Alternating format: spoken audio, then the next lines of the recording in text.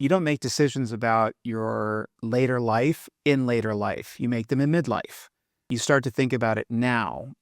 Do you want to be better with money but dread the math? I get it. That's why this show is not focused on math, the markets, meme stocks, or even economic predictions. It is focused on how money fits into your daily life, from having healthy money conversations to caring for an aging parent. I'm Coyne, certified financial planner professional and your host of Money Without Math. Join us for conversations that are practical, sometimes philosophical, and always fresh. Learn more about me at raymondjames.com/clarity and be sure to subscribe.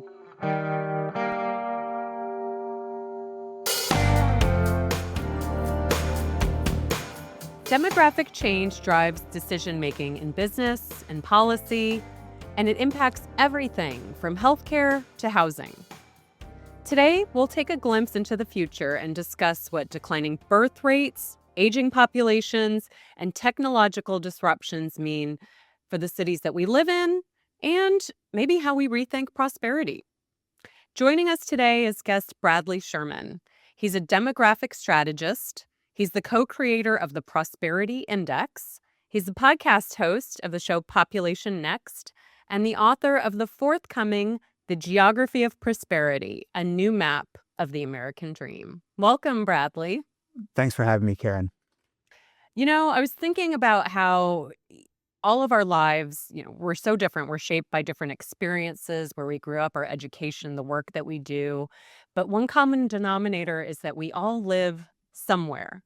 We all live somewhere. We all live somewhere, and where we live has an incredible influence on our long-term prosperity. There's kind of a common theme in my work and the work of other organizations that have focused on longevity, that your zip code might be the most important determinant of your long-term success. And as you know, I live in Washington, D.C., which is on paper a very prosperous place.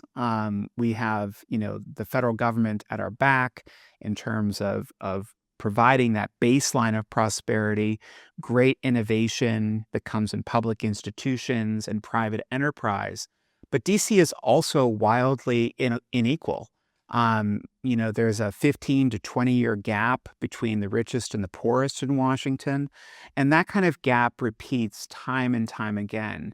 So understanding where you live and having a better measure that diagnoses where you live is something that I set out to prove and report on with my partners at Motive, a firm based in Alexandria, Virginia. Yes, and we're going to get into that next because I listened to your podcast episode on place planning with Ryan Frederick, which I really, really enjoyed. And I thought, we probably don't put as much thought and consideration into, where we've lived, where we currently live, and how it shapes some of these outcomes. And so that was a really eye-opening episode. Well, I think the thing that people certainly need to know as they're thinking about their long-term planning is that sometimes the place where you started your life isn't the place where you should end your life. And that kind of thinking requires a lot of hard work because time and time again, we get very attached to our home. We like where we live, but oftentimes our home, that physical space that we live in, doesn't keep up with our needs. And oftentimes, too, the community in which we live doesn't keep up with our needs. I was born in suburban Pittsburgh, and it was entirely car dependent. Well, my parents, when they reached older age, realized that that was no longer sustainable to live in a community that was that car dependent. So they moved to one that was less car dependent. Now, they had the freedom to do that, the freedom to build a house that's really a forever home for them. But most people don't necessarily have those resources. It doesn't mean you shouldn't constantly tack your sails. Right. Yeah. So much to consider there. And a great segue with the work that you're doing with the Prosperity Index. So tell us what this is and what you're working on. So this has really never been done before, where an organization or organizations look at civic health, writ large and what that place may have in terms of the foundations of prosperity. Lots of organizations look at the economics of place, its GDP, its employment growth, its real estate valuations, whether or not its office space is leased or not. But it doesn't look at the foundational elements of what's needed to navigate this period that we're in right now, which I argue is the most dynamic and disruptive period that I think we've had in at least 100 years in this country. And those disruptions are coming on the demographic front, the climate and extreme weather front, and of course, the technological front. So we take a look at 5 different dimensions: population renewal, climate and extreme weather preparedness, social cohesion, governance and foresight, and of course, one that's rarely measured well, automation and AI preparedness. So how well is your city prepared, ready to move through this technological transition that we're really already in right now? And what we get from this is a composite score, and of course, a score for each of the dimensions of the 250 largest American cities across the country by all types of geography. And these are blue states, red states, north, south, east, west, and everywhere in between. And some of the findings, which will be released on March 13th at geographyofprosperity.com, are really telling, and they can help inform you about whether or not the place you're living in is really best suited for the next wave of prosperity. And if it's not, what might need to be adjusted locally. And you can do that as individuals, as citizens, by getting involved to make that city work for you, your family, and friends in the coming years. Can you give an example of such a finding and what that might look like? Well, I think that, the composite findings are interesting because it's a ranking of, who's doing best overall. And there are certainly some cities that rise to the top. Boston, Massachusetts performs pretty well across the board. Seattle does well too. Now, these places tend to be a bit more expensive, but they do perform over well in the index writ large. My hometown of Pittsburgh, Pennsylvania, does incredibly well, for example, on climate and extreme weather preparedness, mostly because it's in a safe, or considered to be a more safe, climate zone. It's less at risk for flooding and wildfires, tornadoes, and of course, no hurricanes have made it up there yet, even though they keep pushing further and further north each year. But when you take a look at these scores and you happen to live in a safer climate zone, for example, you can pull that measure out and you can take a look at the other 4 measures and say, okay, well, how are we doing on automation readiness, for example? Are we really prepared in this area for that? Or if you're in a city that climate and extreme weather is really the top issue, how do you make the move to get out of there? Like, what is the signal if you fall at the bottom of that list in the top 10 worst places? How do you make the moves to get out of there quick, or at least make the adjustments that you need to do to really kind of adjust and get to that next step in your own freedom? Because your place can be very liberating. Where you live can be very liberating. It can also really turn into a prison if you don't manage it correctly. You shared something with me when we were having a conversation about Chattanooga. Can you talk about that? Well, when we think about these cities that are really prepared for automation and artificial intelligence, our minds typically go to places that have strong infrastructure in place already. Places like the San Francisco Bay Area, particularly Silicon Valley, where there's a deep pool of STEM talent. Cities like Austin and Boston also do really well. Again, my hometown of Pittsburgh does pretty well there too. But we're not just looking at cities that have great depth of STEM talent. We're also looking at cities that really have created the foundations for digital inclusion. And one of those cities is Chattanooga, Tennessee. And about 15 years ago, Chattanooga's mayor made a pitch that they should treat broadband access there as a public utility. For the vast majority of us in the country, when we pay for our internet service, for our broadband service, we're paying a for-profit provider. We're paying somebody like Verizon or Comcast for access to that service. And we typically pay a very pretty penny for it. I think my last bill for my high speed was about $100 a month. And that's on top of my bill for my mobile phone, which I think is racking up around $150 now a month, which is insane. But what Chattanooga did is they said, you know what, broadband is as important to people as water is, as Mm. electricity is. And that's really revolutionary thinking. But this is 15 years ago that they put this in place. Oh, wow. And now what they have is a whole generation of young people in particular that have higher levels of digital literacy than just about anywhere else in the country because they've always had access to it. And this includes the most vulnerable populations, those populations that historically have been marginalized. So for a city like Chattanooga, they may not rate very high on, having those banner academic institutions and research institutions and building technology, but the people that live there are actually better prepared than others in most other cities for the transition because they've always had access to it. Now, Chattanooga didn't just stop at making sure that people had broadband access. They also made sure that individuals who are at most need had the ability to get access to computers and mobile phones too. So this was really an all hands on deck effort. And of course, it involved a lot of digital training as well. Now, interestingly, Tennessee is a state that has multiple stories in it. Memphis, Tennessee, where I was just at recently, Memphis is going to be the future home of a big part of XAI, Elon Musk's artificial intelligence company. Well, Memphis, Tennessee also happens to be a logistics hub. It's the home of FedEx. Mm. Logistics are one of the industries that it's widely believed will be the most disrupted by artificial intelligence in the coming years. So they're facing their future in a more complex way because, yes, they're getting that institutional investment from a company like XAI, but they could see thousands of jobs lost at FedEx, typically held by people who might be lower education, high school diplomas, that might not be making a ton of money, but it might be a good union salary.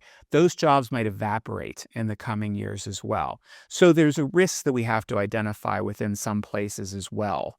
And it's always keeping an eye on not just what the data is telling us, but what the feeling is on the ground. And that's where the book really comes in. The book, which comes out in 2027, The Geography of Prosperity, a new map of the American dream, really gets into these local stories. And I met with Mayor Young in Memphis and really pressed him on some of these big questions. And they're navigating it with caution. They're obviously very excited about the big investment, but they know that there is a threat to other industries that have called Memphis home for decades. That's so fascinating. And, you and I had a conversation about how, a lot of these typical measures and indicators just look at economic data. That number one is one dimensional, but also number two is, as you've shared, is lagging. And so, with your work, it's giving us more of a glimpse into the future. Do you also factor in some of these impacts of the great wealth transfer? Certainly, this is something that's come up for Yeah. you. Well, it's interesting. We have a measure called population renewal that I mentioned. And population renewal takes a look at multiple factors. So we're looking at birth rates, which are at historic lows, but there's great variation place to place across the United States. We're looking at the age mix within a city. So, you might have a very large population. You might have a growing population, but you also might have the population growing in a place that's not necessarily sustainable. So, for example, one of the places that doesn't rank very high on population renewal is the Villages in South Florida.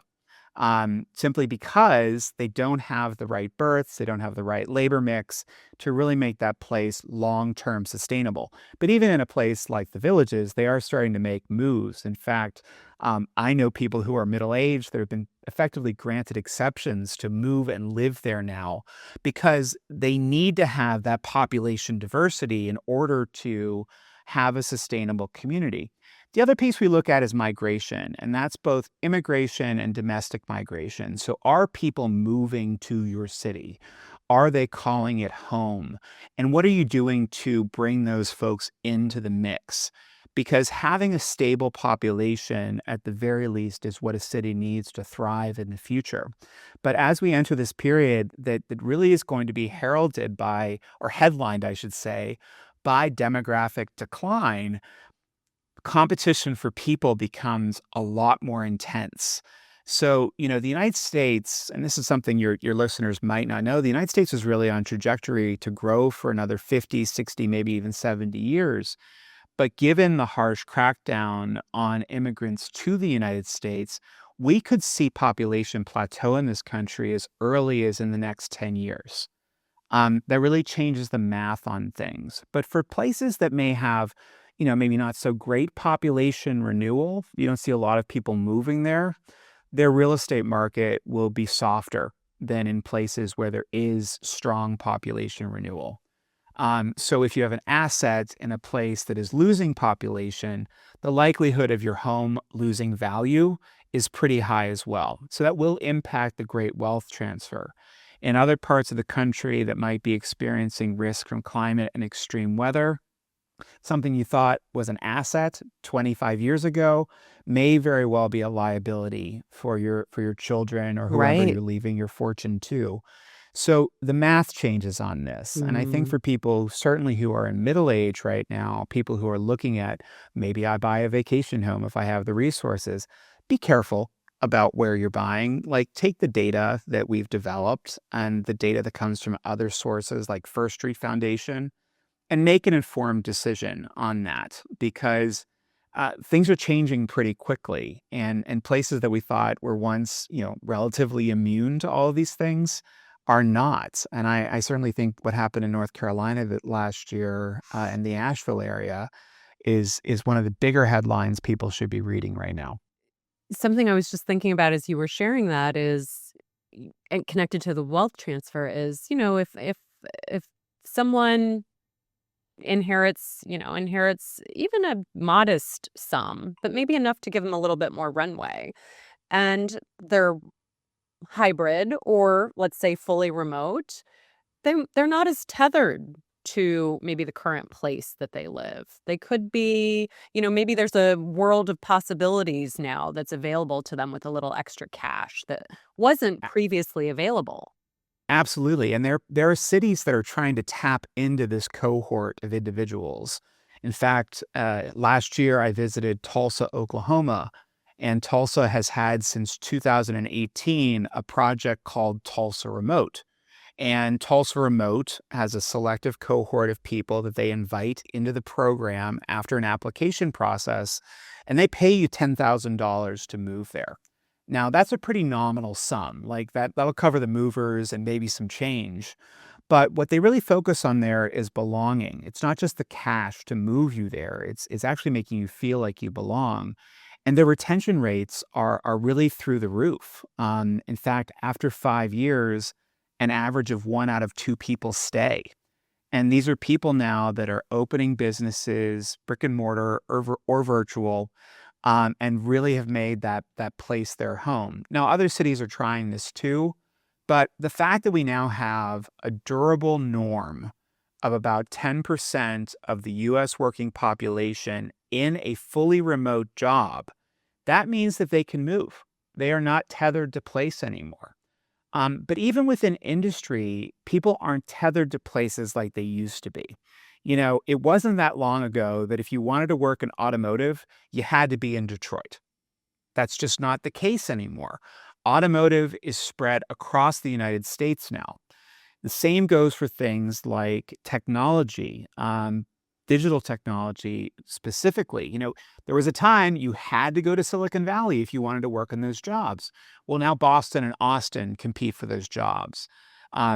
Amazon, famously, bid cities against each other to move their headquarter two, or known as HQ2, and Arlington, Virginia won that competition. But Right. HQ2s are not that unusual anymore for these companies. So you don't have to necessarily move to San Jose, which is incredibly expensive. You might be able to find an opportunity within these big companies to work within a smaller, more affordable city. And people are taking them up on this opportunity. Yeah, right. And Detroit, by the way, I was there recently visiting a girlfriend who lives not too far away near Ann Arbor. And oh my gosh, it's totally under the radar what a renaissance they've had. Exactly. And I am heading to Detroit myself in the coming weeks because it is a real comeback kid story. But Detroit, really, for most of the 20th and 21st century, was the opposite. Detroit had a population at one point of over 1.8 million people, making it the fifth largest city in the United States at that time.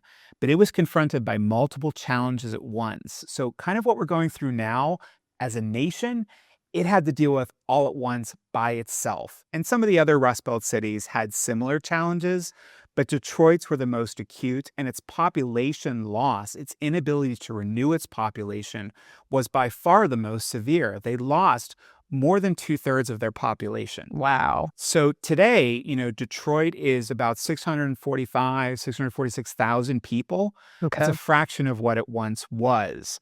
And when it went into bankruptcy in 2013, the city really needed to have a heart-to-heart with itself about what it wanted to be. And the conditions became almost ideal for the city to effectively be reborn. So we're now more than a decade into this renewal, this post-bankruptcy era for Detroit. And you're starting to see, starting about, I guess it's about 4 years ago now, 2 to 4 years ago now, the population has turned around. So now Detroit is actually growing again.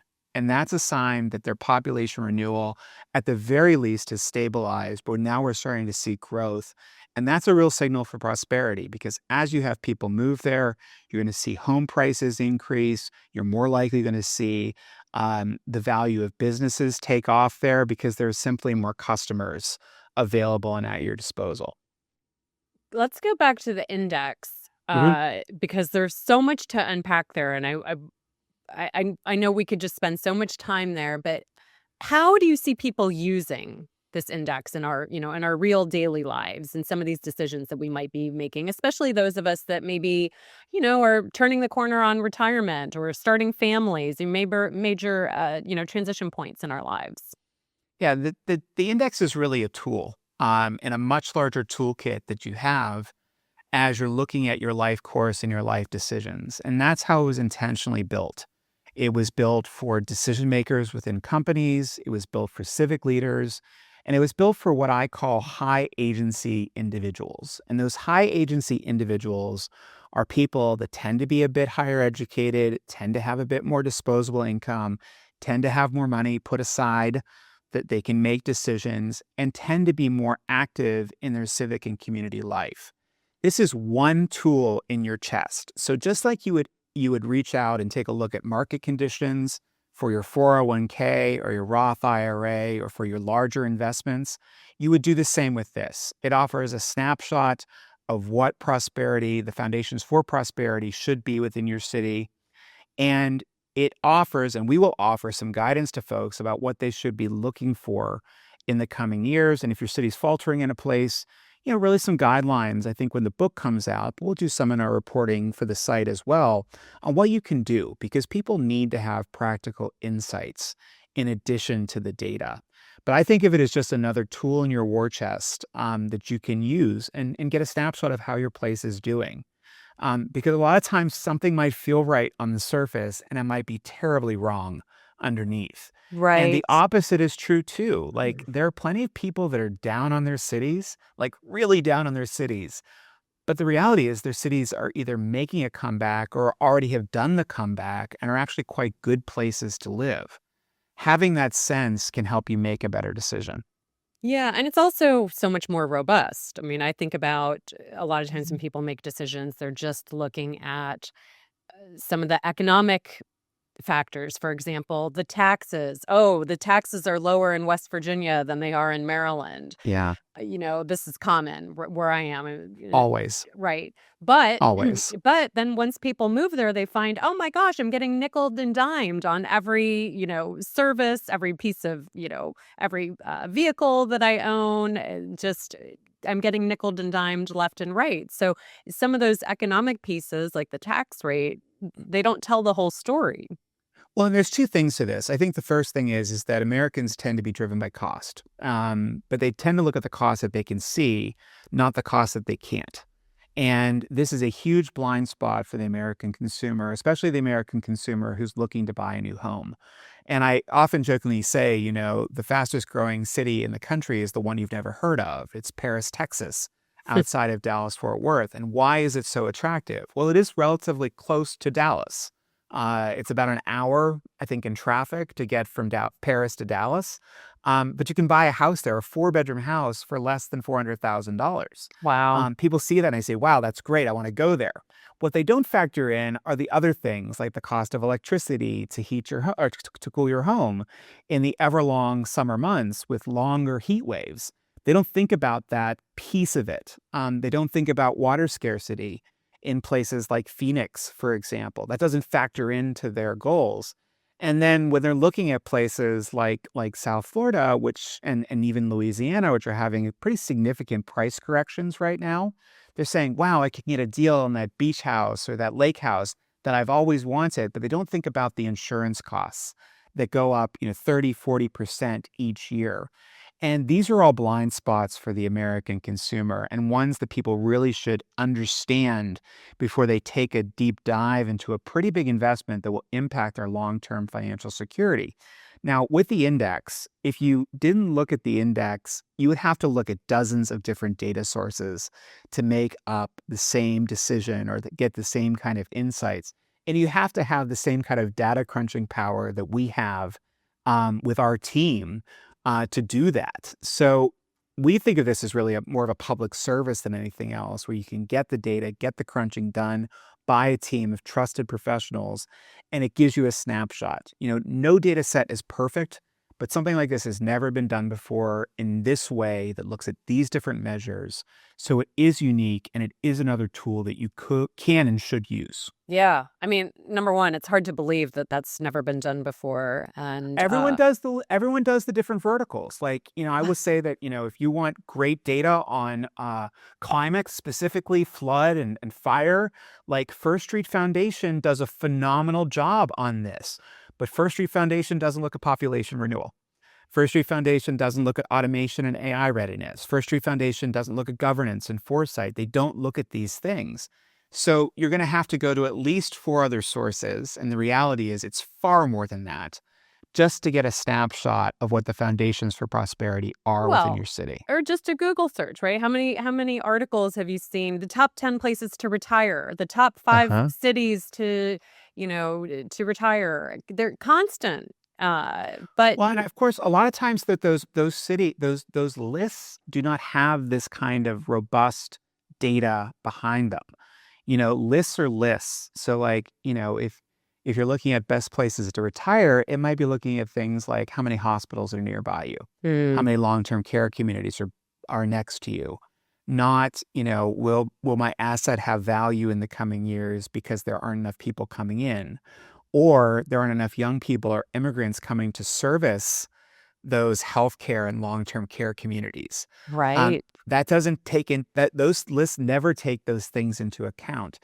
Ours gets a bit deeper into that understanding of place. Because we know with long-term care in particular, most of the workforce in long-term care, or at least a good chunk of the workforce in long-term care, is coming from outside of the United States right now. So if we don't have those folks coming in, that system's going to come under strain fast and furious. Hmm. Well, as always, I mean, we can't, right? We can't just look at the money. We can't just look at what seems to be affordable on the surface. That can be misleading information. We can't rely on these quick lists as comprehensive advice, right?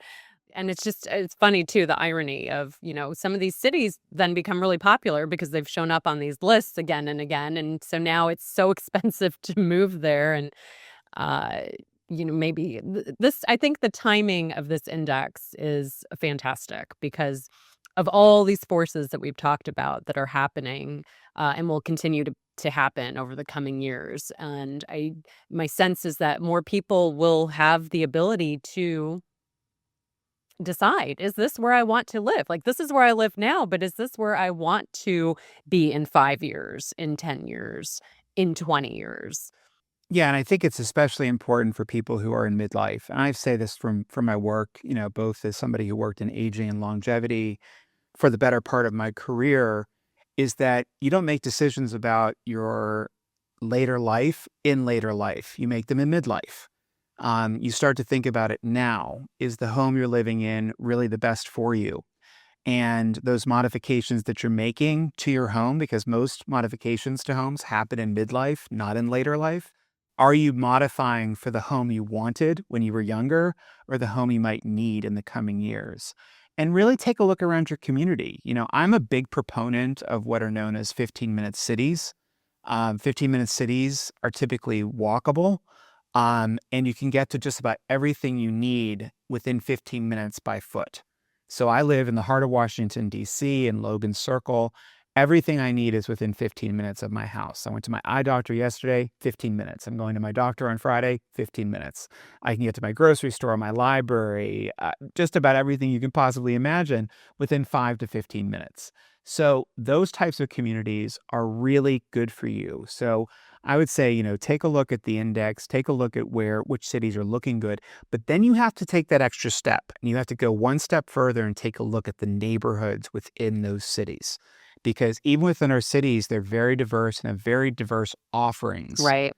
in terms of what each neighborhood has.